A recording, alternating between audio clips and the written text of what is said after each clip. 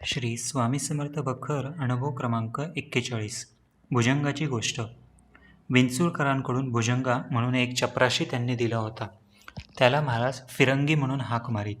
राजेसाहेबांची व राणीची श्रींच्या ठिकाणी फार भक्ती होती.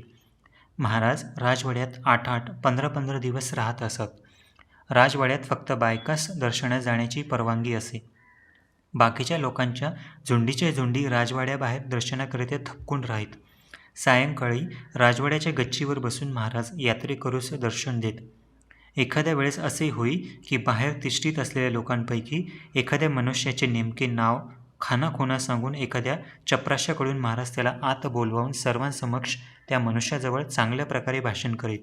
त्याला काही एक प्रकारची सेवा सांगून प्रसाद देऊन मोठ्या प्रेमाने निरोप देत. पुढे जेव्हा यात्रेची फारच गर्दी होऊ लागली त्यावेळी चोळप्पा महाराजास मोठ्या प्रातकाळी स्नान घालून आरती नैवेद्य करीत असे. नित्य केशर कस्तुरीचे मिश्रण करून गंध कपाळी लावीत. महाराज 3 आचमन घेत. चोळप्पा किंवा सुंदराबाई महाराजास भरवीत असत. एकदा उजाडले की चालली दर्शनाची दाटी. रात्री 10 वाजेपावेतो नित्य शेकडो लोक येत. महाराजांच्या बाललीला दर्शनास येणारे मनुष्याच्या मनातील इंगित जाणण्याचे खेळ एकसारखे चालत असे. मध्ये मध्ये निद्रिस्त होत. दुपारची वेळी लहर लागल्यास महाराज थोडे जेवीत. एखाद्या वेळेस 8-8 दिवस अन्न पाण्या वाचून महाराज राहत. महाराजांची त्रिकाळ आरती होत असे. बहुतेक दत्ताची आरती महाराजांपुढे म्हणत असत.